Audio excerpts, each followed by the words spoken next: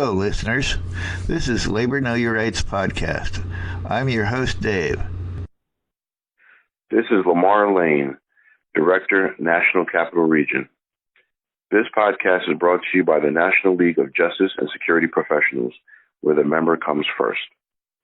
Contact information can be found in the show notes, including our toll-free number, which is 1-855-625-8610. Please check out Life on Record, a gift of recorded messages for any special occasion to a loved one. See our show notes for details. In November 2009, the United States sportswear company Russell Athletic made a startling announcement. It would reopen one of its Honduran clothing factories that it had closed 10 months earlier in reaction to the unionization of the plant's 1,200 workers. It took this unusual step, which included rehiring the workers, as the direct result of a national campaign by the United Students Against Sweatshops, youthful American activists who had pressured Boston College, Columbia, Harvard, New York University, and 92 others to suspend the lucrative sportswear licensing agreements that allowed Russell to imprint sweatshirts and other clothing with the school's names and logos. The problem unions tend to have when dealing with some companies is their willingness to move operations to developing countries. The question is how readily organized labor can, like the United Students Against Sweatshops, pivot to confront similar challenges. They have managed equally dramatic shifts before. Those who see reason for hope are encouraged by the possibility that organized labor can reinvent itself because it has done it before. In 1986, only 5 years after PATCO's demise, the replacement air traffic controllers had themselves organized as the National Air Traffic Controllers Association and had begun to echo many of the same grievances voiced by their predecessors. The work culture was changing. Some blamed globalization, but reality is that many things were involved. The downward trend in unions since the late 1970s, a disenchantment with workday life, a general rise in education levels, and a diverse cultural influences, along with an increased desire for work that holds intrinsic interest and offers variety and challenges, had come a disdain for the traditional good job in an office or factory. Workers enjoy such innovations as the 4-day work week, telecommuting, and the semi-independence of service as a consultant or surviving as an artisan or entrepreneur. Those escaping the 9-to-5 grind, sometimes described as the creative class, are generally college-educated individuals who support themselves as graphic artists, freelance writers, web designers, internet publishers, interior decorators, photographers, food specialists, or public relations consultants. This removed them from potential membership in labor organization. The drawback were that most struggled to make a living, no employer health insurance coverage, no workplace safety protections, no employer managed benefits, pensions, 401ks, no sick pay or vacation pay, or collective bargaining. Even full-time employees' rights and security have sharply eroded, including the issue that historically was most dearly fought for, reasonable hours of work, so that laboring people would have a life beyond the factory walls. The deterioration of pensions, retirement, health care has also been a significant problem. First offered by stagecoach operator American Express in 1875, pensions became a common feature of the welfare capitalist employment landscape of the 1920s, were reflected in the old age and unemployment guarantees of the New Deal, then grew rapidly in popularity during the Second World War, when government wage controls made them an attractive wage alternative to lure employees. Employers lowered their tax burden through pension contributions, and employees also got a tax break by having some of their income deferred to retirement when they'd have less income overall. Corporate management pensions proved a problem in 1963 when Studebaker went broke, leaving the company's 4,100 employees with only 15% of their retirement funds.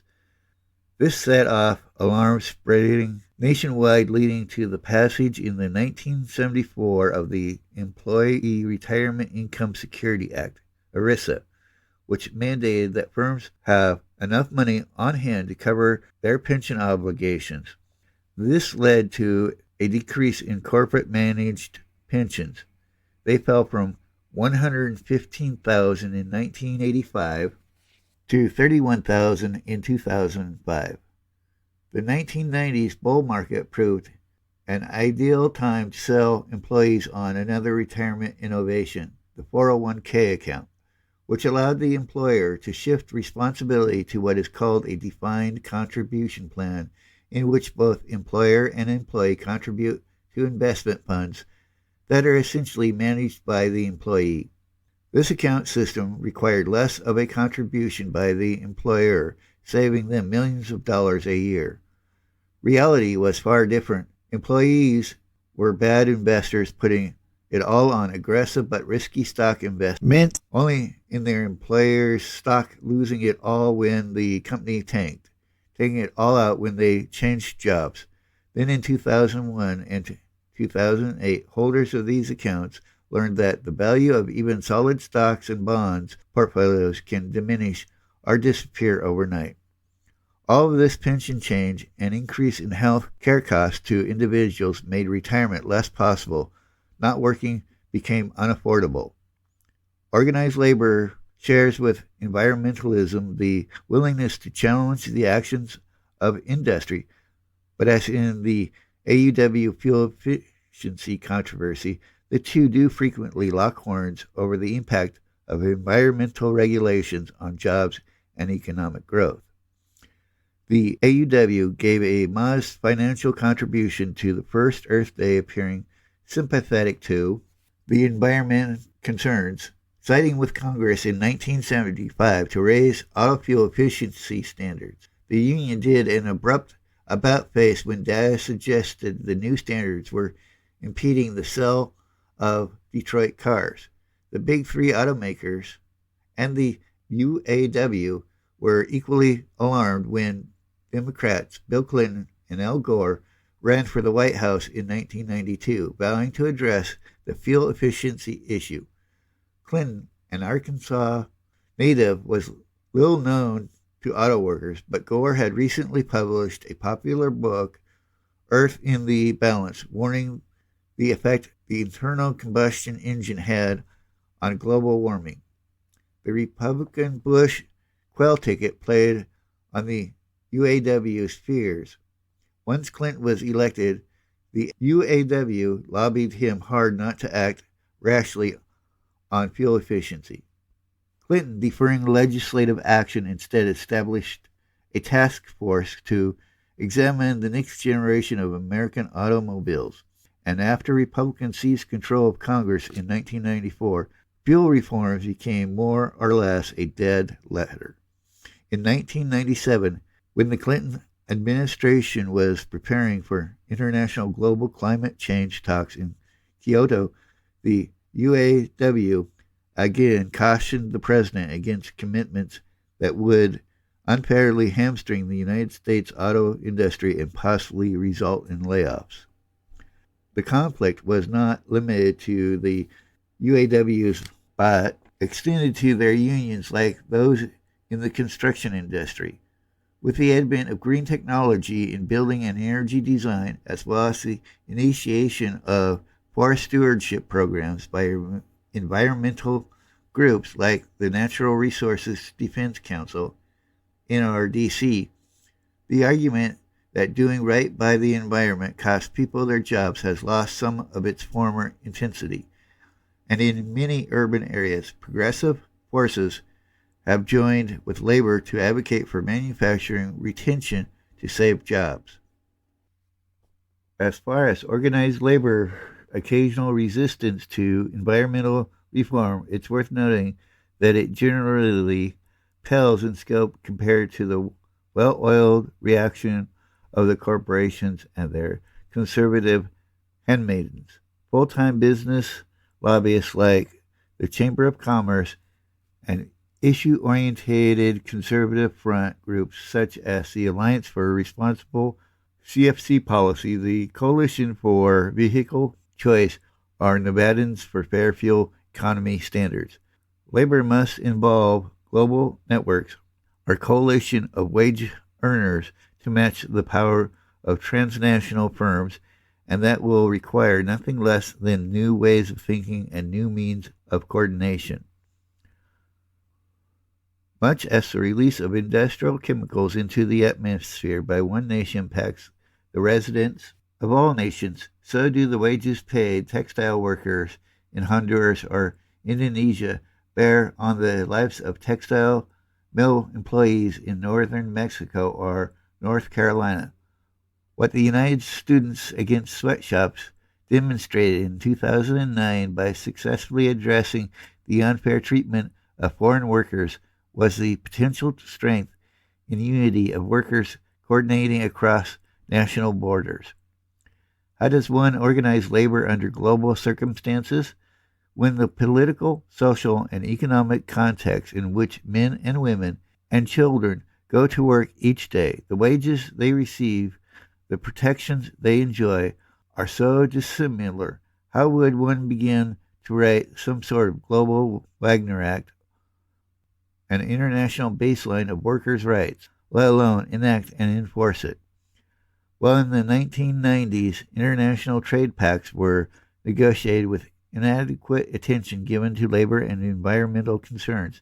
Today, such agreements and the powerful bodies that create them are monitored and sometimes checked by opposition from labor and consumer advocates, environmentalists, and human rights activists. Labor's historic affiliation with the Democratic Party has come under reviewed scrutiny. The relationship, despite the Democrats' clear superiority to the Republicans on labor issues, has, over the long term, often been disappointing. Labor organizations accordingly have come to treat seriously the need for unionized workers to be aware of the labor of the larger political and economic forces affecting today's global markets, and to know labor history itself. It has been chiefly in the past 2 decades that unions have launched deliberate efforts to educate their members and the public about social and economic forces relevant to the workplace, such as the conditions in foreign sweatshops, free trade product alternatives, the right of women workers, and concepts such as industrial retention and green technology.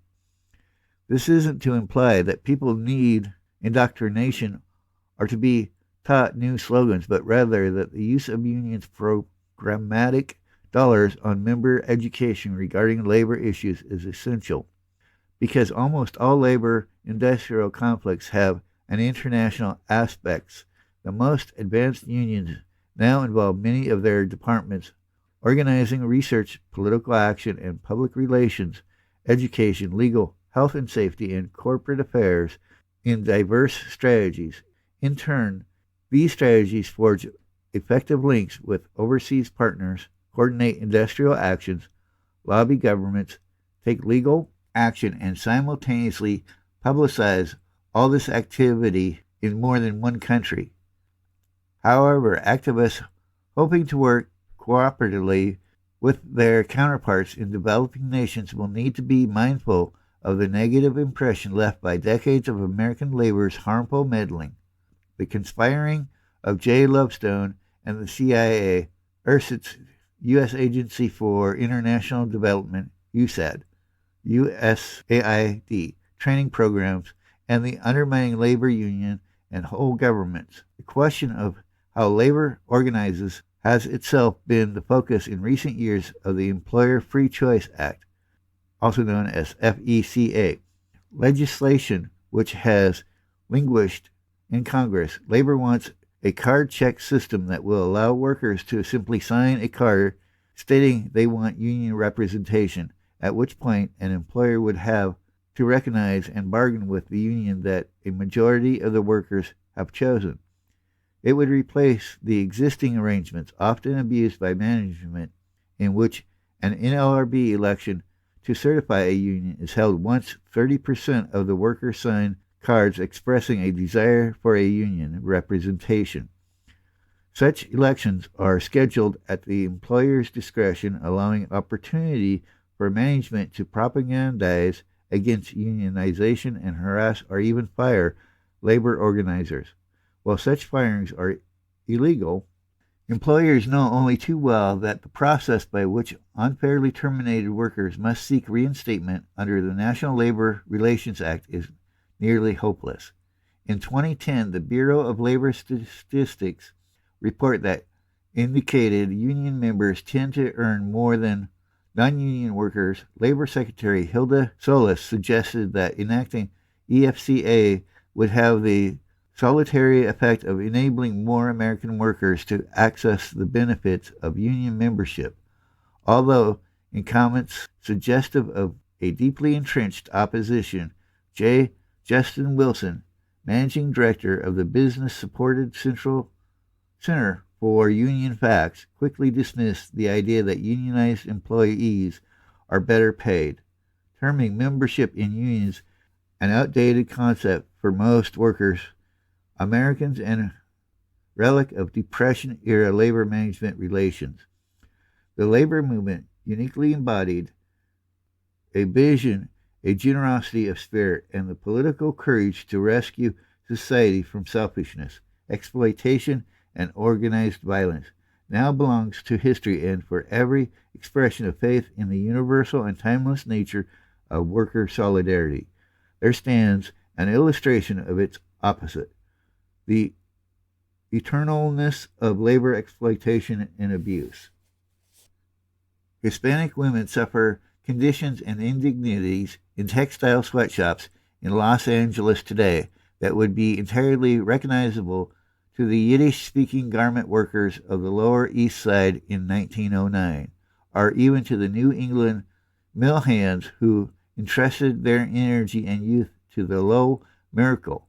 Gone missing is the communal purpose that animated America in the mid-20th century, leading workers into unions and creating fundamental trust in government sufficient to bring about not only the benefits of the New Deal, but the advances of the 1960s, such as the Civil Rights Act, the Voting Rights Act, Medicare, Medicaid, and the National Endowment for the Arts, among many other programs. These men and women of labor worked and lived in these towns owned by these corporations, a bell calling the whole town to work, yet they took on not only these behemoths and captains of fortune, they went on to affirm civil war for emancipation and free labor, formed national unions and federations, stayed corporate supremacy and abuse, and helped order the modern workplace. It was they who gave workers a voice on issues of war and economic justice, resisted the internal suppression of political freedom and free speech, inspired crusades for suffrage, equal rights in education, and demanded the exercise of good government. Their words, rung in public squares, conventions, and union halls, spread from New England and New York to Appalachia, Detroit, to the timber stands of the Pacific Northwest, and into the barrios of the Imperial Valley. Eugene Debs died in 1926. Mother Jones lived a full 100 years, put to rest in a minor cemetery in rural Illinois. Joseph Utter inherited money, moved to California to operate a small wine business. John Reed, Big Bill Haywood, and Elizabeth Gurley Flynn all died in Russia. Carlo Tresca, Flynn's great love, was assassinated on a New York street corner in 1943. John L. Lewis lived until 1969. Jimmy Hoffa vanished in 1975, the suspected victim of a mafia hit. People still come to Chicago's Weldham Cemetery to honor the Haymarket martyrs. Joe Hill lives on in songs, while the names of Robert F. Wagner, George Meany, and Walter Reuther are in major national labor archives. The real monument to what these individuals and millions of others achieved is not in a library or carved on a plaque. It's the freedoms and protections we take for granted. Reasonable hours, on-the-job safety benefits, and the bedrock notion that employees have the right to bargain for the value of their labor. It's also the knowledge that such rights were not handed down by anyone or distributed ready-made, but were organized around, demanded, and won by workers themselves. Union for Power, Power to Bless Humanity, read the banner that mill worker Sarah Bagg presented to the working men of New England nearly 2 centuries ago. That fabled relic, one hopes, was never discarded, but is still with us somewhere in America.